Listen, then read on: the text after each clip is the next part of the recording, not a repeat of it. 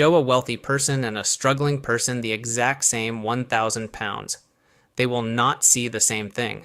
One sees an opportunity, the other sees a solution to a problem that already exists.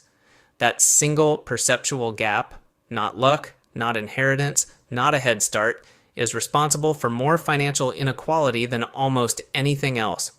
Today, we're breaking down the 5 mental models that separate how wealthy people think about money from how everyone else does. A researcher named Thomas Corley spent 5 years studying the daily habits of wealthy and low-income individuals side by side. What he found surprised even him. The difference between the two groups was almost entirely behavioral. Not connections, not background, not raw intelligence. The wealthy had internalized a small number of mental models about money that the people around them had not. None of these models are secret. None require capital to start using. They just require you to see money differently than you currently do. Corley's follow-up research traced what happens next. Families that inherited significant wealth without absorbing these habits typically lost most of it within 3 generations, a pattern researchers call shirt sleeves to shirt sleeves. Meanwhile, first-generation wealth built on these same 5 habits tended to compound for decades, regardless of how modest the starting point was. It was the habits doing the work, not the head start. Here is the most misunderstood idea in personal finance.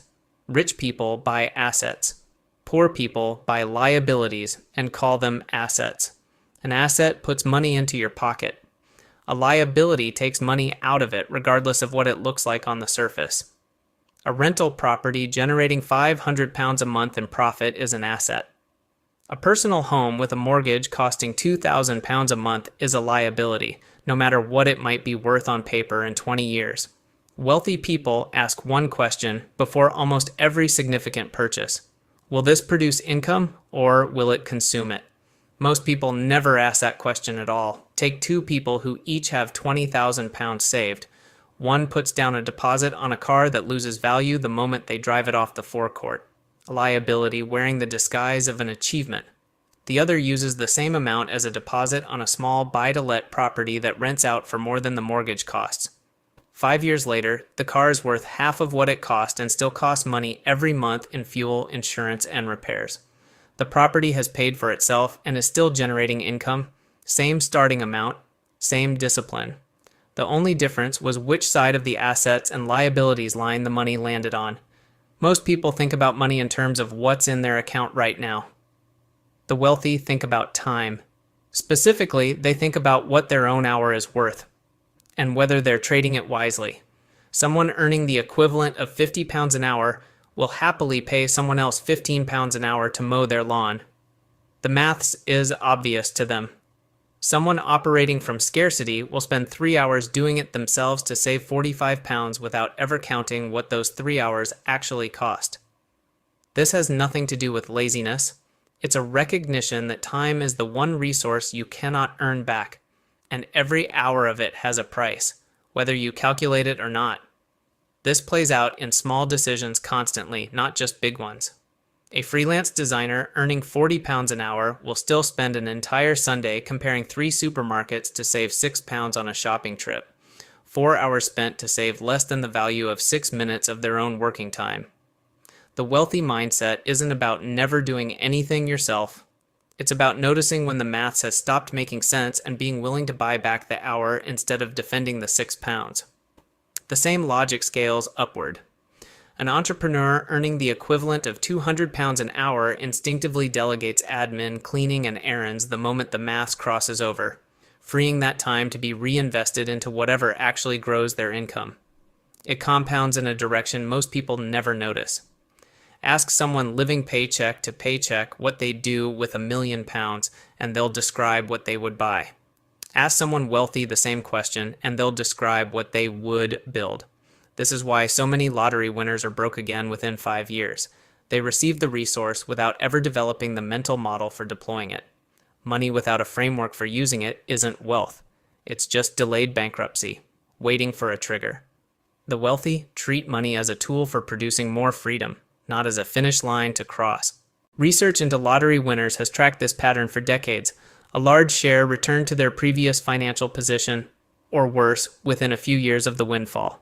It isn't that the money vanished mysteriously, it's that a lump sum handed to someone with a spending mental model simply accelerates the spending. Give that same amount to someone who already thinks in terms of building, and the outcome looks completely different, not because the money is different, but because the model receiving it is. Poor people avoid risk. Rich people manage it. Those two things sound almost identical. They produce opposite outcomes.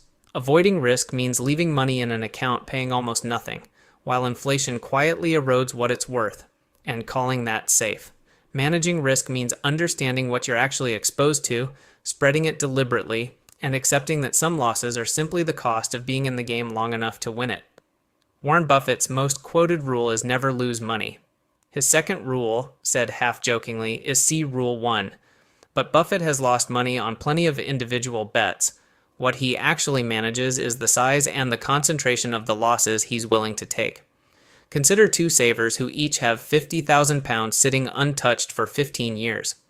One keeps it entirely in a standard savings account, watching the number stay technically the same while its buying power quietly shrinks against inflation. The other spreads it across a mix of index funds, property, and cash, accepting that some years will show a loss on paper. 15 years later, the second saver has taken real, visible dips along the way, and still ends up considerably further ahead, because managing risk beat avoiding it, even with the same starting amount and the same 15 years. This is also why wealthy investors rarely check their portfolios daily. Short-term volatility looks alarming zoomed in and unremarkable zoomed out, and reacting to every dip is often what turns a temporary paper loss into a permanent real one. Data from the IRS shows the average millionaire has 7 separate sources of income: a salary, dividends, rental income, a side business, interest, royalties, capital gains. The average employee has one: their job. A single income stream is one of the largest financial vulnerabilities a person can carry, whether they recognize it or not. Lose that one stream, and there is nothing underneath it. The wealthy think of income as a system with several inputs, not a single paycheck that either arrives or doesn't. This doesn't happen overnight. It starts with building one additional stream, even a small one, and treating it as the beginning of a system, not a side hustle. This often starts smaller than people expect. Someone renting out a spare room, a skill turned into freelance work on evenings and weekends, a small side shop that brings in £200 a month. None of these replace a salary on their own, but each one is a working proof that income doesn't have to come from a single employer. And once someone has built a second stream successfully, building a third becomes far less intimidating than the first one was. None of these 5 models require you to already have money. They require you to see money differently than the environment around you probably taught you to. That is the actual argument of this channel, that the gap between where most people end up financially and where they wanted to end up is rarely a resource gap. It's a thinking gap. And thinking, unlike inheritance, and can be changed by anyone willing to look at it clearly. If one of these 5 models is new to you, sit with that one first. Subscribe if you want the next one. And if you already have a book that shifted how you see money, put it in the comments.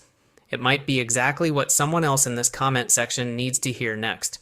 There's no shortage of financial content online telling people what to buy or which app to download this month. Very little of it addresses how to think before any of that decision even matters. That's the actual gap this channel exists to close. Not tips, not hacks, but the underlying models wealthy people already take for granted, explained clearly enough that anyone can start using them today.